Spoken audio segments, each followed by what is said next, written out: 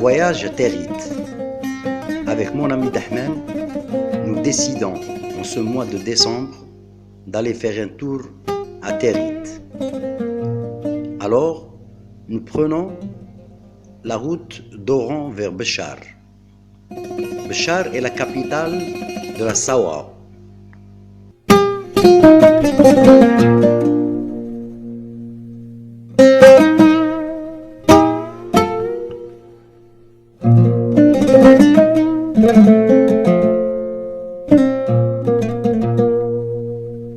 Grande vallée façonnée par l'Oued portant le même nom.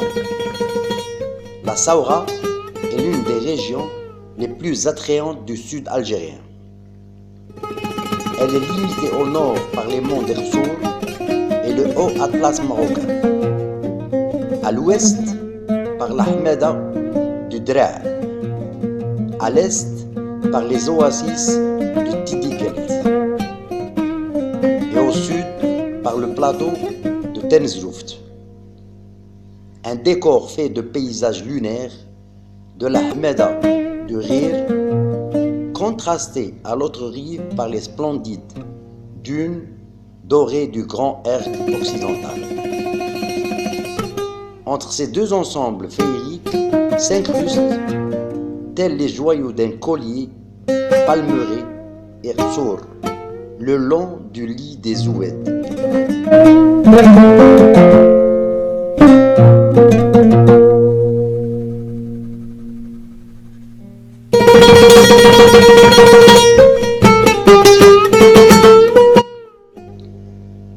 Après avoir parcouru près de 1000 km, le visiteur non averti découvre du haut de cette colline une oasis féerique, c'est Territ.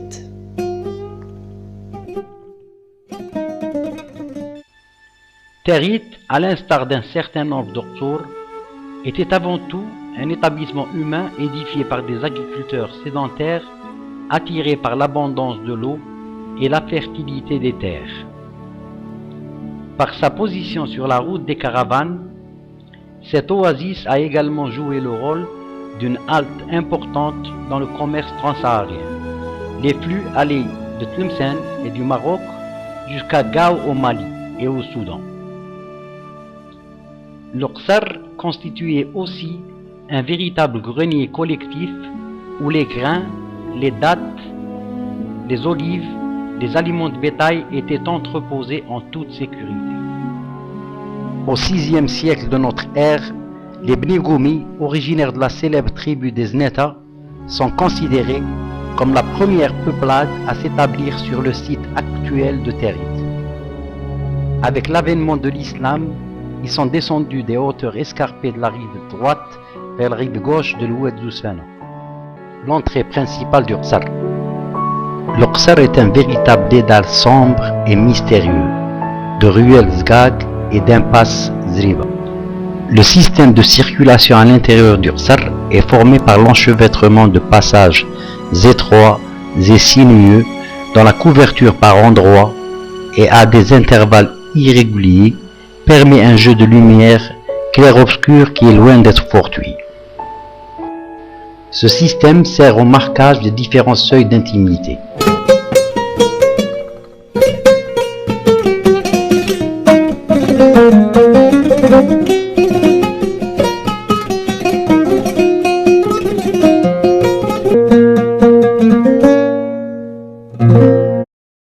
C'est ainsi que l'obscurité plus importante sur des fragments de passage menant vers les impasses repousse l'étranger non averti vers l'axe principal qui va de l'entrée d'Oqsar au sud jusqu'à la sortie nord vers la Palmeraie.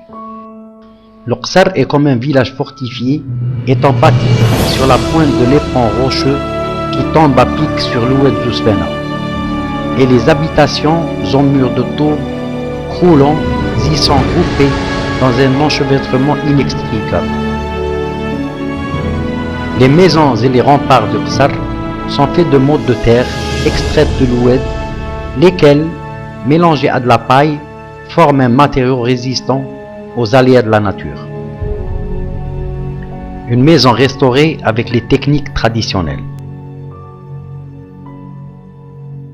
La maison du Qsar, Ad-Dar, renvoie aussi bien dans son appellation que dans son mode d'organisation à la maison orientale. C'est une maison à cour intérieure, introvertie et généralement bâtie sur 2 niveaux. Seule une porte sur le mur extérieur aveugle permet le contact avec la ruelle à travers une sqifa, espace d'entrée en chicane destiné à briser la vue vers le cœur de la maison et préserver l'intimité. Au niveau bas, l'espace Westdar occupe une place primordiale aussi bien par sa position centrale que par ses fonctions multiples.